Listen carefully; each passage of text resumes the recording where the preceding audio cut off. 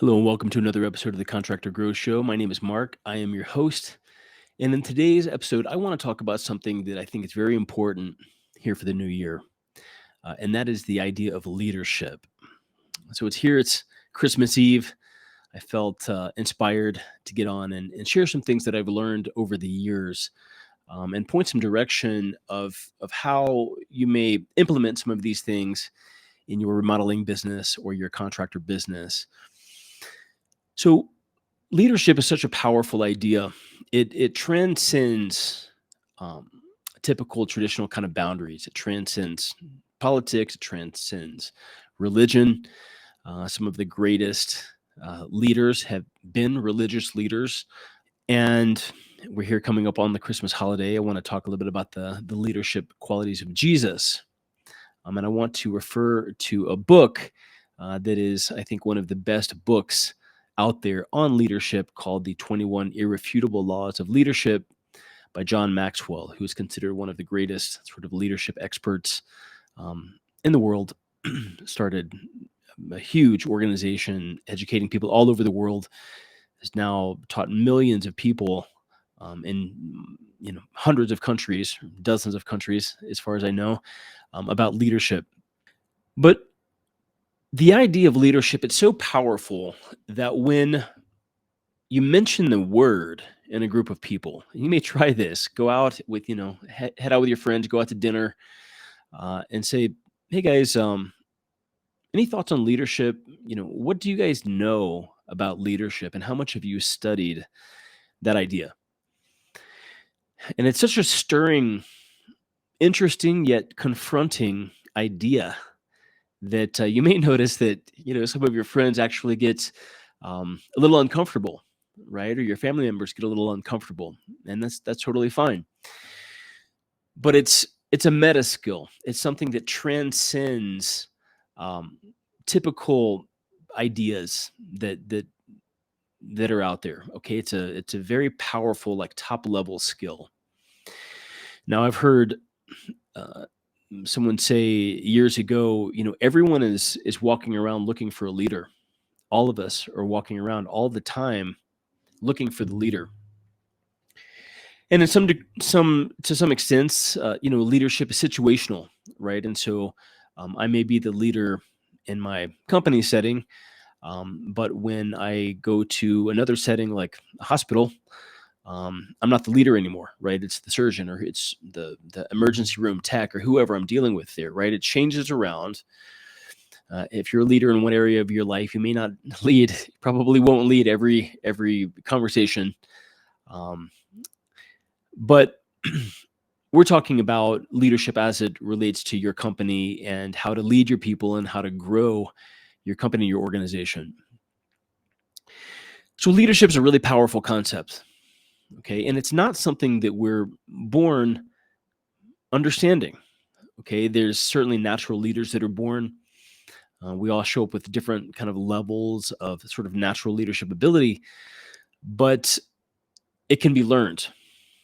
And there's some incredible resources out there around it. Now, when we think about leadership, often we are actually mistaking that for management. And management and leadership are two different things. Okay, so great to have a good manager in your company. It's great for you to be a great manager, but that doesn't make you a leader. And if you've learned a lot about management, and maybe you have, you may still be missing a few pieces about leadership. And you may be a great leader. And if you are, I would love to meet you and I would love to talk with you one of these days about that. Jesus was a great leader. We're here in this Christmas holiday. Jesus had all of the hallmarks of leadership. He had persuasiveness and direction, and said, "This is where we're all going." And John Maxwell, that I'll show you kind of a summary and some points of his book. He said, "Leadership is persuasion, nothing more and nothing else." So, are you able to persuade in the right ways your people, all in the right direction, so that you're in the boat, you're rowing the same direction, right? You're in the right boat, and the right boat of your vision, and you have instilled um, the values of your company into each uh, member of your team. Do you have your values written? I mean, does anyone know what they are? If I were to show up randomly at your office and we're out in the field and ask some of your team members, what are your values here? Can anybody recite those? Does anybody know what those are? Are they written down? Have they ever been taught to anybody? Now, there's some group of people that are listening to this that they say, well, yeah, our values are written down. And yes, our team knows it. And I can guarantee you this, those people that are listening to this and can say that truly, honestly, um, they've got an incredible company. Okay. Um, just across the board, right? Folks that have instilled, owners that have instilled their values in their company, it's going to be a better company, right? Folks need to know. I mean, decisions come up all day long, decisions out in the field, and they need to know, well, I could choose this way or I can choose that way. Which way do I choose? And they need to lean on your values that you, as the business owner, have established to um, to lead the company. Okay. I've also studied quite a lot what's called the hero's journey or the hero's tale. Now, all of the great blockbuster movies in Hollywood, they're all based around a very simple concept. It's the hero's tale. Joseph Campbell, a great author, wrote a book. He was a professor at, I can't remember the school, but he um, was an incredible writer in the kind of mid 20th century, and he wrote a book called The Hero with a Thousand Faces. And what that book is about is that the hero's tale is sort of imprinted deeply in our soul of every human, and that we um, when we're told that story, the hero's story, it really is compelling to us. All of the world's religions are based around a similar concept. The Bible it's very much has these elements to it. It's the idea of sort of loss and redemption at a certain level of sort of a story arc. And that also, that hero's tale is one of a leader, right? It's often a tale of someone learning leadership. And so when you think about Star Wars, like the quintessential example of this hero's journey, someone that started, Luke Skywalker, he wanted to kind of stay back in his, with his uncle and aunt and, hang out, in kind of a land of innocence. He couldn't do that. His uncle and aunt were killed. And then he began this journey. There was a calling, and he met friends along the way. And he ultimately sort of collected the great truth and brought that back to his people. And that's the end of the story. And of course, what a beautiful story that was. Leadership is imbued in that story. It's a part of it. And it'd be useful for us to learn about this. Okay. So one thing that John Maxwell talks about in his book is that he calls it's actually the beginning of the book is called the law of the lid. And basically your success and your ability to persuade is contingent upon your ability to lead. And so he has an example of sort of take your left hand and within a scale of 1 to 10, 10 being, say, at the top of your head and 1 being like on the ground. If you rate your own ability to lead, if it would be, say, an 8 out of 10, then you can never get above an 8 out of 10 in sort of success with leading your team. And so if I was to take my left hand and put it up to, say, an 8 out of 10 around here, then my right hand would be my ability to succeed. It's going to be at a 7. And if my ability to lead is down at a 4, then my ability to succeed and to persuade, to lead my family in the direction that we all want to go, it's going to be at a 3, right? My leadership's at a 4. My ability to succeed ultimately is at a 3. So the first principle of the 21 Irrefutable Laws of Leadership is the law of the lid, and that is that your ability to succeed is directly contingent on your ability to lead. And I want to talk about one piece, and I've found this quite a lot, is that in leadership roles, as I've led different companies, as I've led, people in different ways, one of the most difficult parts of leadership is that sometimes it can be kind of lonely. Okay, so when you're leading a company and you have the ability to fire people, you have the ability to tell them, contractors on your team, you have or subs or members of your team that are working on your remodeling crew, your contracting crew. You have got a lot of power over them, and when you're leading, that'll never not be the case. Okay, you you can be a part of the fun at certain levels, but there's a separation there, right? And if you come in to the office complaining about it's money's tight this month, or you want to come in and say I got car troubles, or talk about the regular old stuff that we all kind of deal with, your team may not really totally buy that. Okay, as far as they're concerned, you're the leader. You are the person who has got all of this power, and being a great leader sometimes means not being right there in with the crew. Okay. Now, there's a lot of different ways to talk about this. I'm not talking about being separate, and I'm certainly not talking about being condescending in any way, but I'm talking about that there's a separation. And a lot of times when we have companies and family, we want to make everybody happy all the time. All right. And we want to sort of um, be like right in as a part of the party, but it's not exactly like that. You're a part of another party, okay? And that is you are a part of something else. And if you're not tapped into that, um, then maybe you should be, okay? And this is like associations, groups of entrepreneurs. I had Hans Fries, a great guest earlier, that talked about the Grow group that he's a part of. That is a group of landscapers and landscape architects that um, meet around the country, and they open up their books and they share, their successes and their troubles in their business. Okay, that is the party that you want to be a part of.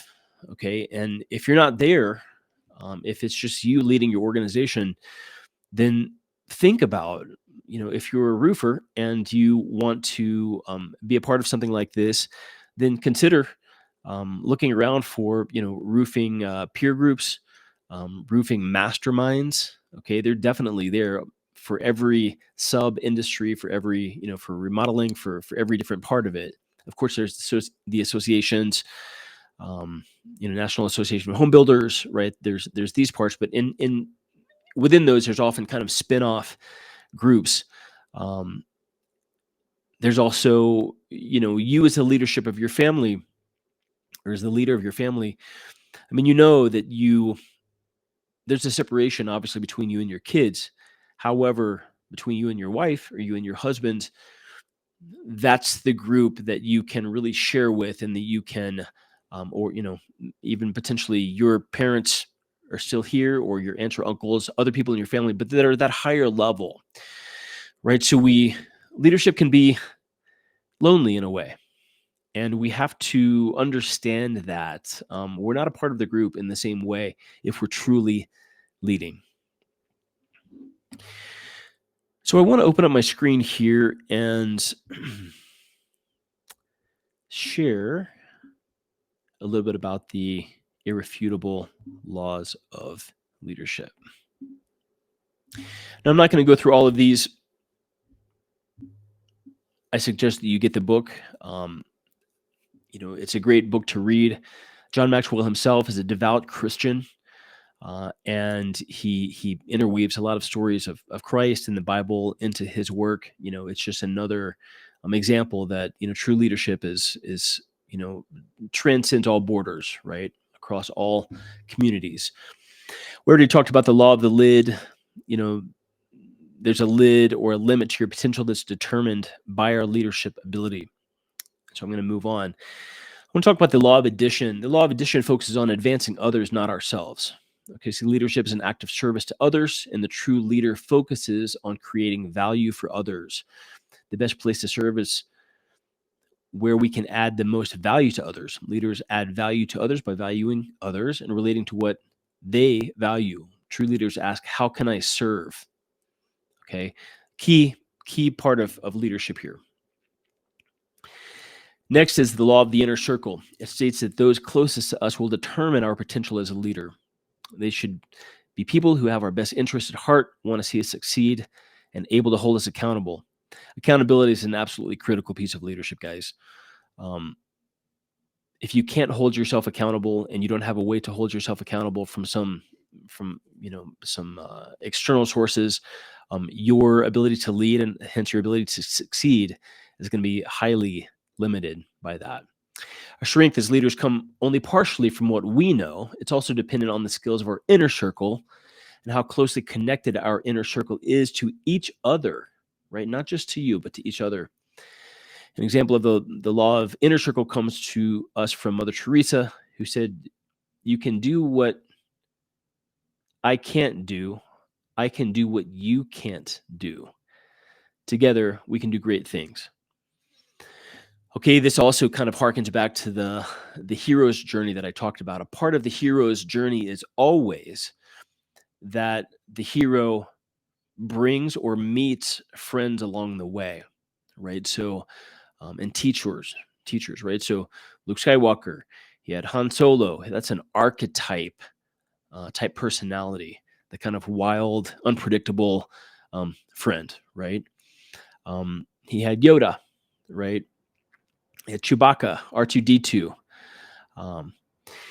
So these people are the inner circle. Okay, we have people in the inner circle that are wise. We have people in the inner circle that are wonderful, funny, oftentimes very simple. We have great teachers like Yoda, right? Who was just a short little 800-year-old man that had great powers of like foresight, right? So we want to have our inner circle. We want to build them, and we want to support them and help them be a part of our team, easily. Number 17 in the law of the 21 irrefutable laws of leadership is the law of priorities. So many people are so busy that they can't get anything important done. They're unfocused, and this can only lead to failure. Focusing on what is important is so much more effective than being busy. Being laser focused on a clear vision leads to more success faster, even when what has to be done is difficult or even painful. We've all heard of the 80-20 rule. It says 80% of our activities will lead to 20% of the results, and vice versa. The key is to identify the 20% of our activities that bring us the highest return on our investment and get rid of or delegate the rest of the activities. Once we understand our focus, we can prioritize our to-do list and make things happen faster. Okay, if you can't prioritize, you can't succeed. All right, we've all got a million things, running at us, and even more every day, right? And so there's so many ways to communicate. There's so much social media. There's so much news coming out, from every place, which is often relatively negative, that news. I've taken numerous kind of news fasts, right? Take off, a couple of weeks or a month of the news. But we need to prioritize what we do on a daily basis, right? And that may be that happens by looking at your values, looking at your goals. Ideally, you have goals set up for each year that are written. I've spent years writing my goals every single day, and sure enough, those goals came true. And when I haven't done that, I haven't had nearly as much success during that time. So if you are looking for a great book to set direction for your next year and to teach you about these leadership qualities, then I would love for you to pick up a copy of the 21 Irrefutable Laws of Leadership by John Maxwell. Easy to find. He's written a lot of great books. This is a great one to start. You can find that over on Amazon. I like reading a lot of audiobooks. Put that Audible app on your phone, and makes it really easy to keep your place and get it done. So, I really hope that you have a lot of success in this next year. I would love to see you grow your company 20%, if that's your goal, or more. I rarely talk to a builder contractor that doesn't want to grow their business. So if you want to grow, consider maybe take an audit of where you're at right now in terms of your leadership abilities. And if there's some lacking pieces, go check out this book. It's a few hours to read it. It's $16 or whatever, and it's some of the best money I've ever spent. I've read several of John Maxwell's books, and now I'm actually going through the 21 laws, irrefutable laws of leadership again, and finding it just as amazing as I have each other time that I've read it. So I really wish the best for you and your family here in this holiday season, this Christmas season, and hope to talk to you here in the new year.